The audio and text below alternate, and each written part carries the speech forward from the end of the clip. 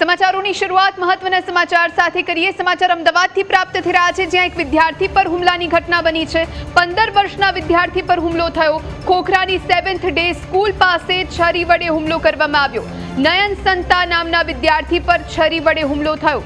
ઈજાગ્રસ્ત વિદ્યાર્થીને સારવાર માટે ખસેડવામાં આવ્યો છે।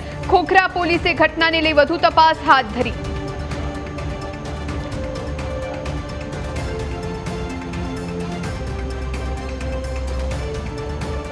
તો અમદાવાદમાં 15 વર્ષના વિદ્યાર્થી પર હુમલાની આ ઘટના। ખોખરાની 7th ડે સ્કૂલ પાસે છરી વડે હુમલો થયો।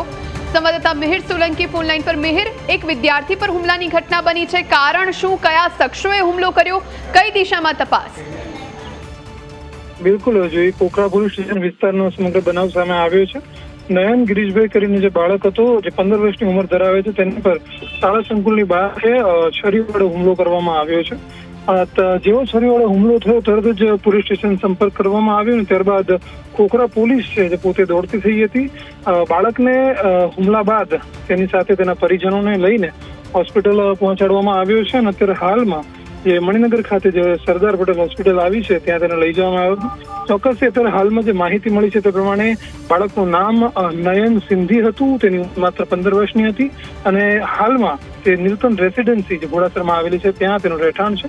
પરંતુ જે મુખ્ય સવાલ છે કે છરી શું કરવા મારવામાં આવી તેની માટે અત્યારે પ્રાથમિક તપાસ શરૂ છે। 7th ડે સ્કૂલ જે આવેલી છે તેની બહારના ભાગે સમગ્ર બનાવ બન્યો છે। સ્કૂલ જ્યારે છૂટી ત્યારબાદ સમગ્ર બનાવ છે જે સામે આવ્યો, પરંતુ અત્યારે હાલમાં જે ઈજા પામનાર છે તેની સારવાર ચાલુ છે અને ફરિયાદ છે તે નોંધવાની તજવીજ છે ક્યાંક ને ક્યાંક પોલીસ દ્વારા કરવામાં આવી રહી છે। આભાર આપનો, આપ જોડાઈને જાણકારી આપી તે માટે।